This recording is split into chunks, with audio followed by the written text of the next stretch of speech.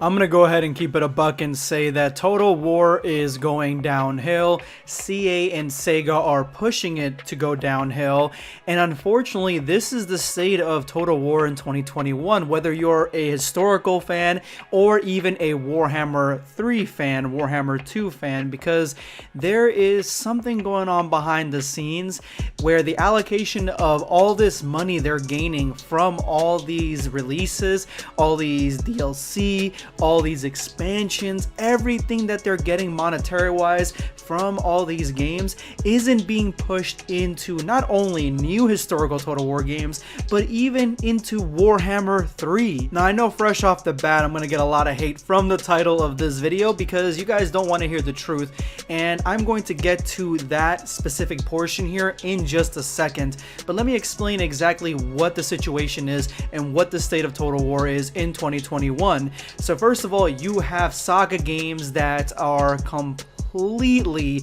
shitty. They are not good. They have been not good for a while, and we've let this just slide as this is what we're getting as historical Total War.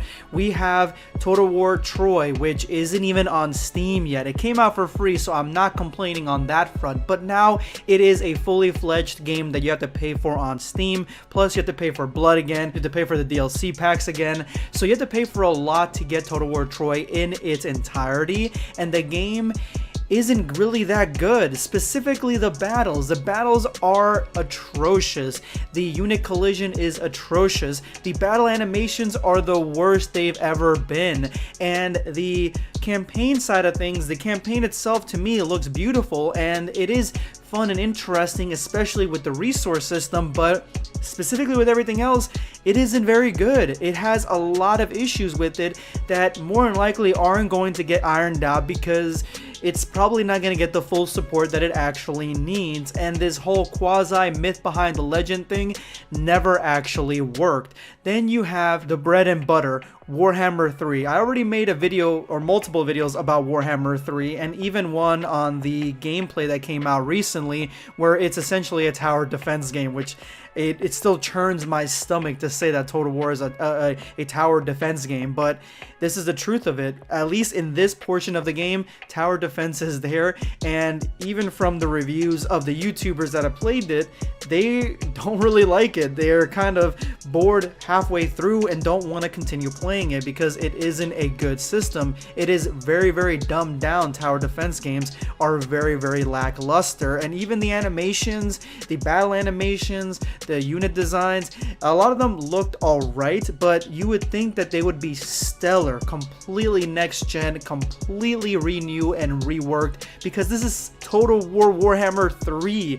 You guys took all the profits from Warhammer 2 and pushed it into this game, I'm assuming, from Three Kingdoms as well, from Total War Troy and everything else you've been working on, the remastered version of Rome, and this is what we got.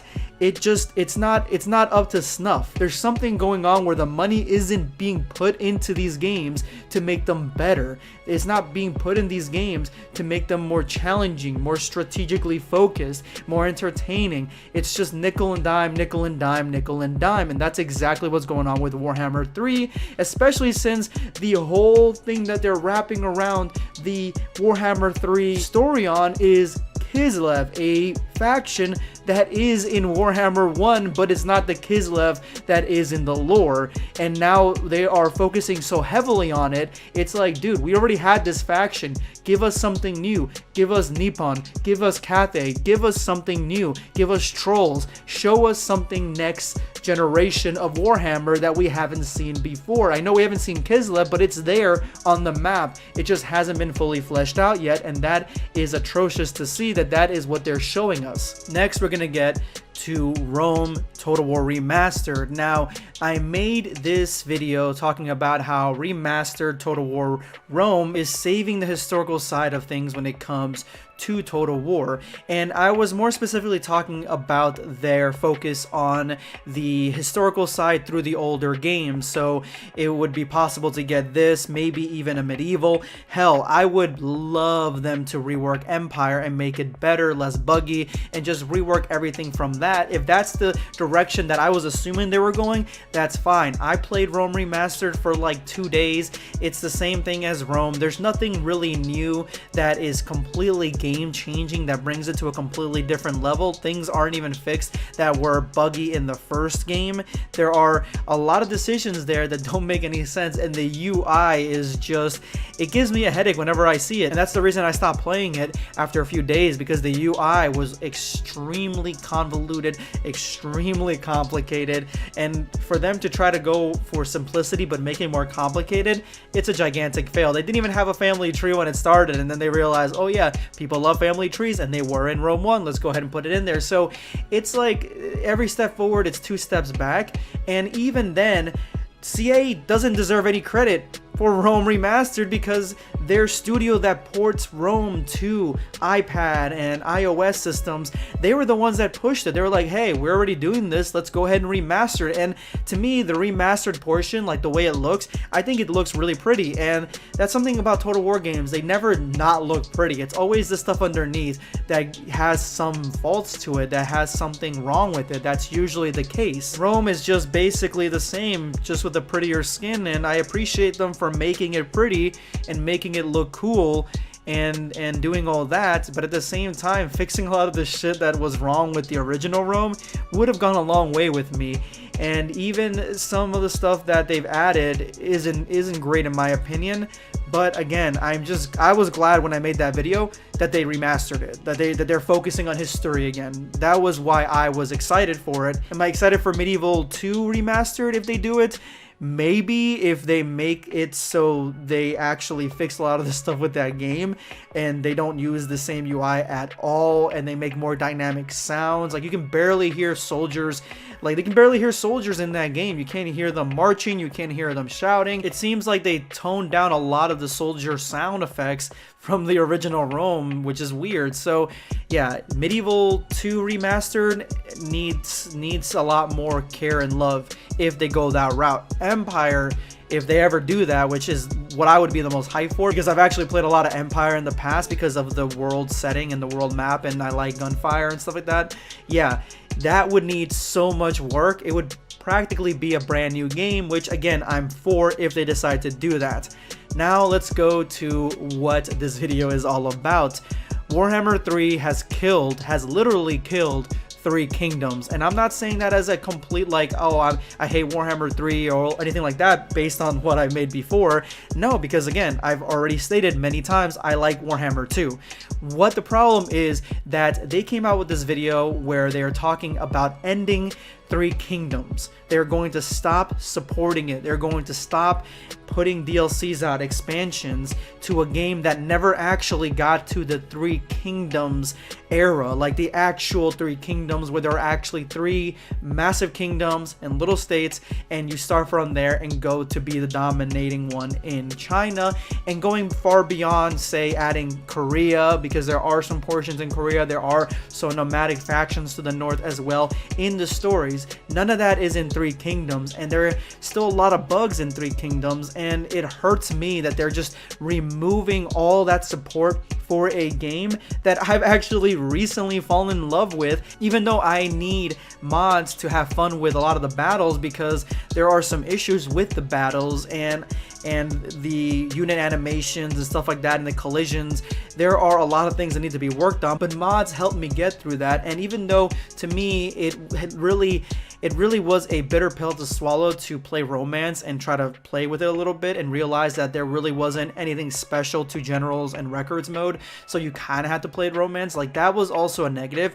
But when it comes to the campaign and the war side of things, when it comes to the actual campaign, is leagues above anything that Total War has ever done. The diplomacy, the character factions, the characters themselves feel like real people. Even the movement into enemy territory with population and supplies, everything feels like you're in an actual war. Like, it feels extremely realistic, which is weird for a game that is quasi fantasy because of the romance of the Three Kingdoms setting, but it's just so much fun to play. Like, stacks actually use ambushes and get me in ambushes. I can use ambushes correctly. You can use forts to block entrances into your own areas. Like, yeah, it's a lot of fun to play, and I had a lot of fun with Three Kingdoms, and I fallen in love with it. And now they are cutting support. They're happy where the game is at, not even reaching Three Kingdoms level, and they're cutting support with it. And that's not even the worst part. The worst part, and this is why I'm saying that Warhammer 3 has literally killed Three Kingdoms,